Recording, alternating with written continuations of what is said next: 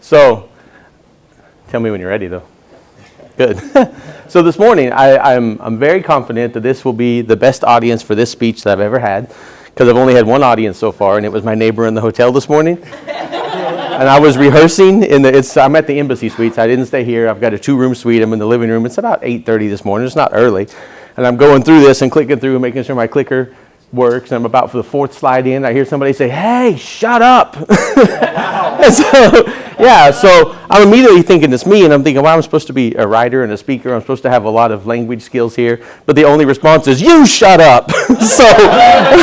And then I hear it's silent for a minute, and then I hear some laughter, and then like 3 voices say, "Sorry."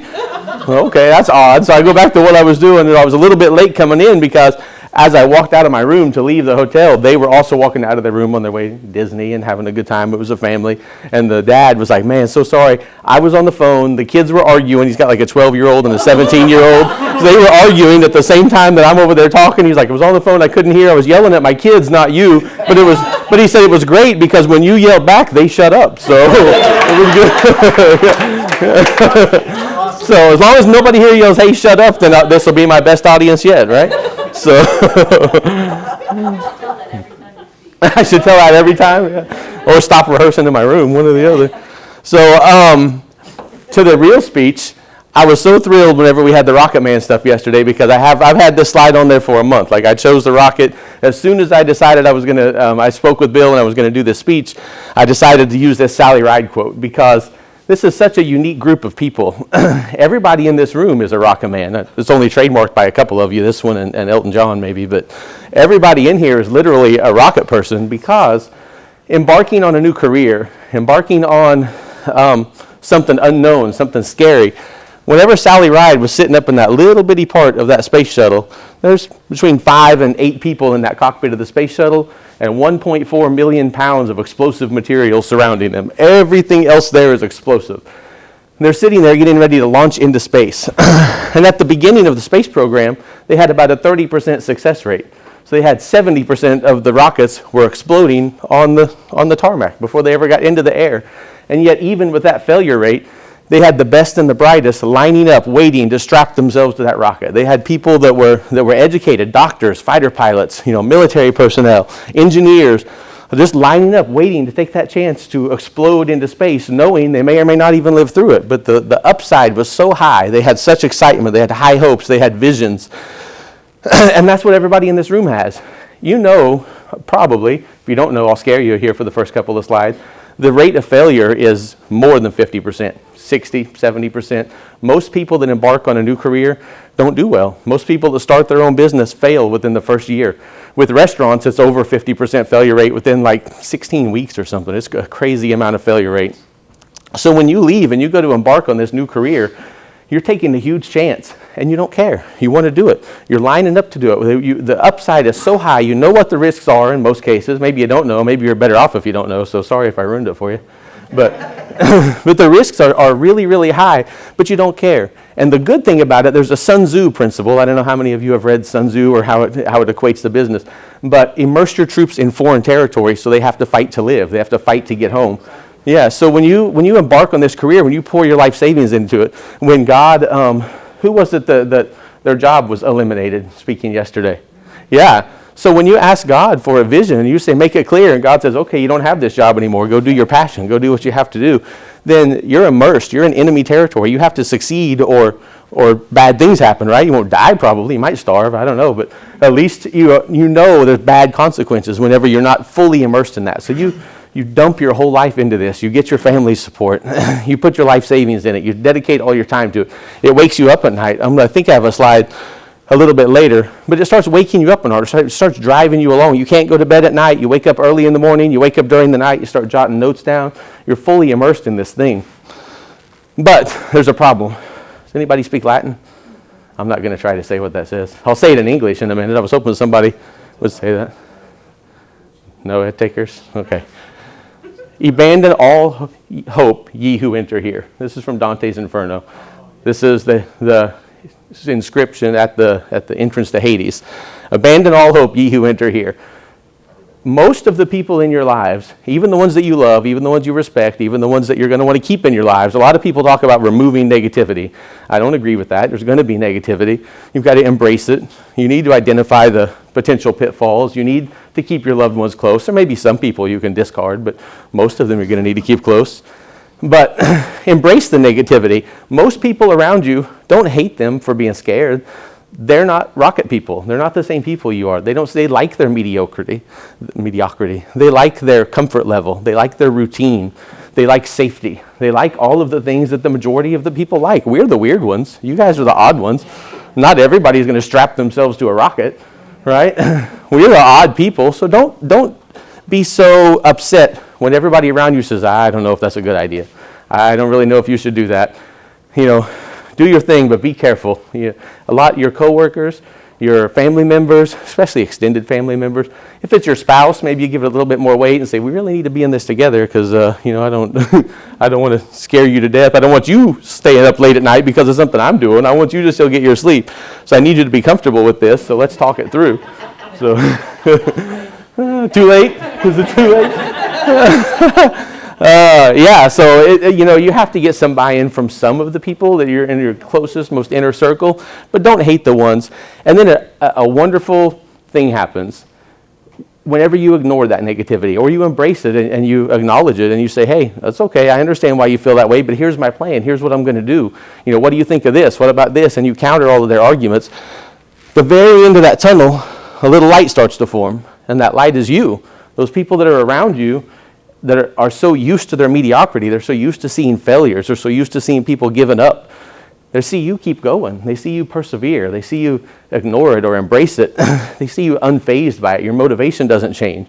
You become inspiring. You become the light at the end of that tunnel where they start thinking, well, maybe I could try something new. Maybe it's not such a bad idea. He's been doing this. She's been doing this 6 months, 9 months, 12 months. The end of the world hasn't happened yet. The sky hasn't fallen. They're able to do this. So you start to become an inspiration to those people. And you want those people around you. Like I said, you need to embrace it. One of the most important aspects of your success is going to be those people around you, especially the ones that support you, but some of the ones that point out the pitfalls or point out the things they're going to help you improve. Now, I love the other quote because that is exactly right. I've been in startups that didn't succeed. They don't all succeed. The failure rate's high. There's going to be some that don't. There's going to be some of you that write books that don't go anywhere. You sell 50 copies. And then maybe you write another book and it sells 500 copies. And maybe you write another book and it sells 40,000 copies. All of a sudden you hit the right formula. But whenever you're starting off, you're going to have sleepless nights. You're going to wake up to it every 2 hours and wonder, what have I done? It's the middle of the night. It's 2 a.m. I don't have anyone to talk to. And I think I made a big mistake. I think I'm on the wrong path. What do? You pray, you meditate, you do whatever. But there's going to be those sleepless nights. It's normal. Don't let it affect you. So that's all the scary part. We'll get to some of the good news now. Your dream really is bigger than even you realize. So even as rocket people, your dream is much bigger than what you think it is. Everyone, if you don't mind, just after lunch, reach up as high as you can right now. Everybody? Now reach a little bit higher. Now stretch. Reach a little bit. Why did everybody not reach as high as they could when I asked you to reach as high as you could? Everybody in the room settled. Everybody in the room settled for less than their best. Even in this room full of rocket people. I stole that from Zig Ziglar. I went to a Zig Ziglar thing in 2009, 2010. That was one of his exercises, but he's gone, so he won't complain. But everybody here, even in this group of unique people, we're used to doing something comfortable. We all reached as high as was comfortable. Nobody reached as high as they could. Even when I gave you a second chance and said reach higher, you reached as high as was comfortable. I had to tell you specifically to stretch before you actually stretched to go where something was uncomfortable. We're not used to doing uncomfortable things.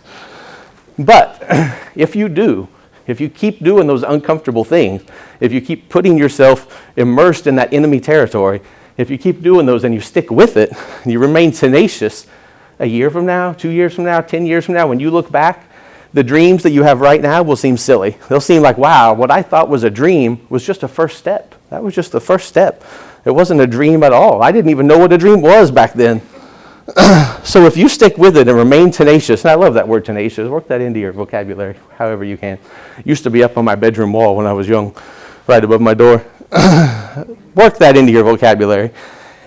Now, if you're going to remain tenacious, I love what Diane said, one step after another. These are some John Maxwell principles I'm going to share a little bit here. I'll go through them real fast.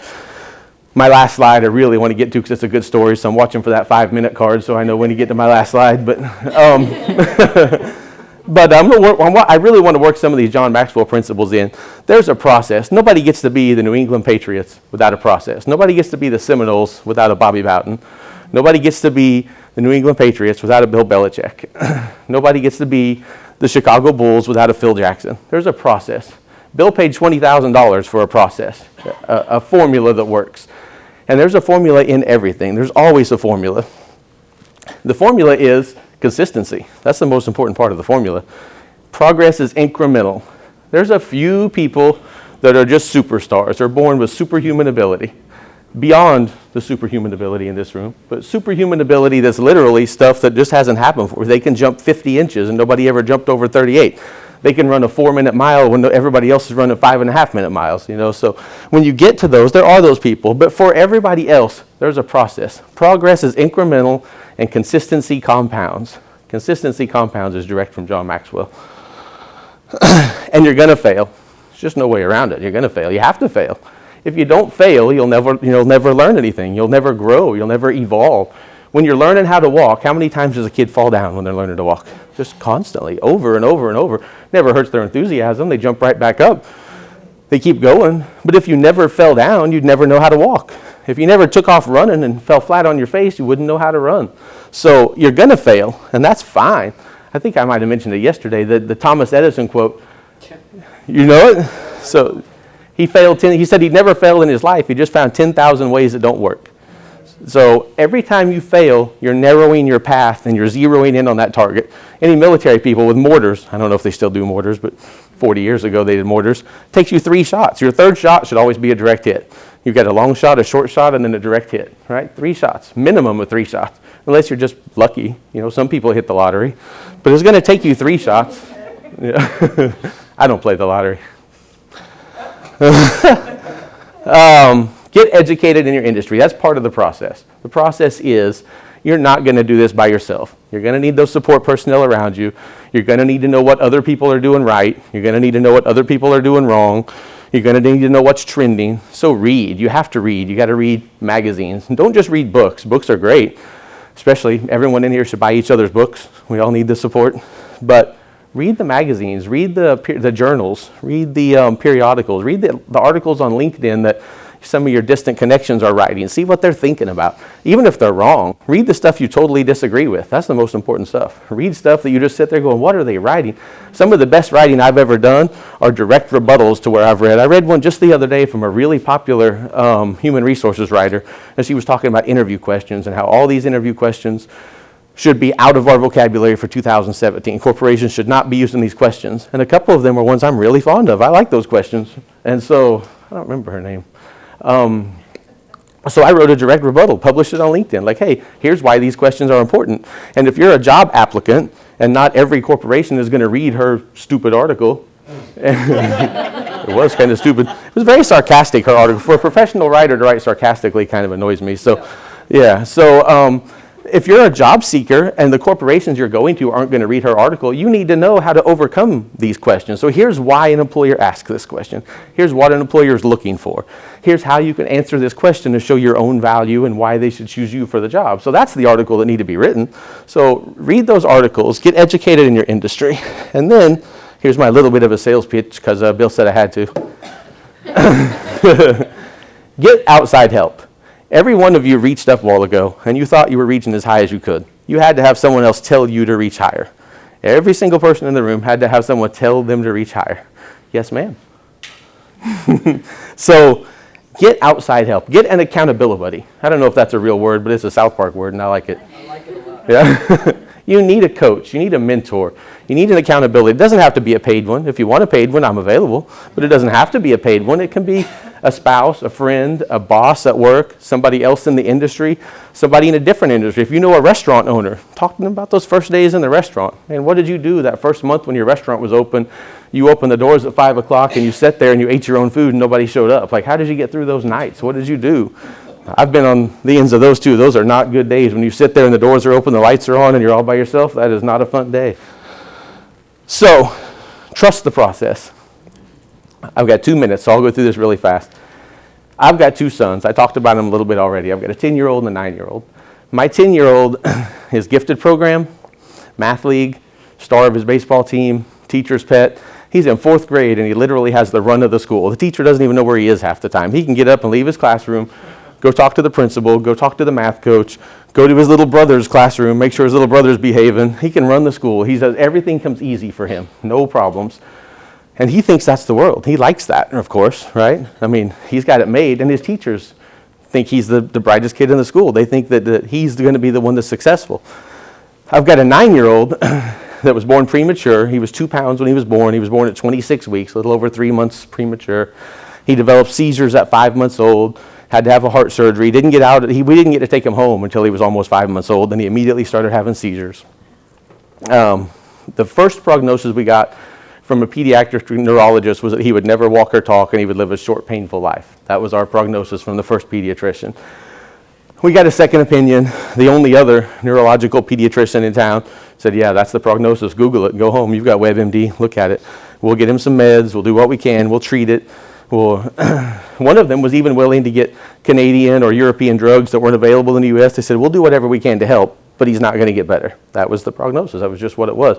My wife and I couldn't accept that as a prognosis. We've got this new baby who just came home with us finally after struggling through and surviving all the heart problems he was having. So we weren't okay with that. So we do some research. We find other doctors. We find other diagnoses. We get him to Shands in Gainesville. I won't go through the whole story, but I can make this into an hour or 2-hour story if anybody's ever looking for just a motivational talk or overcoming adversity, being your own healthcare advocate. I use this at work a lot, this story, because you shouldn't accept that first opinion. You shouldn't accept that a doctor is an expert. I'm out of time, so long story short, if I were betting on which one of these 2 boys is going to be successful, which one is going to live in Jasperland, my youngest's name is Jasper. All he ever thinks about is Jasperland. He says Jasperland is where he came from. Jasperland is where he's going back to. Jasperland, he's going to make it his own. He's going to shape it. He's a normal 3rd grader at this point. I say he's an A and F student because the things he likes, he makes A's on. The things he doesn't like, he just doesn't do. He just doesn't do those things. The teacher, I get notes from the teacher every single day. My wife gets emails. We do everything we can to try to keep him in school because he's a smart kid. He's a normal kid, but he's never going to fit into the system. He may end up being homeschooled at some point. I laughed when you said you had one in high school and one in homeschool because we're going to have that eventually. So, but you can get to Jasper. If you trust the process, you do what needs to be done, you stay the course, you persevere, you're tenacious in everything that you do. No matter what anybody tells you, you can get to Jasperland. You can get to where you need to get to go. That's it.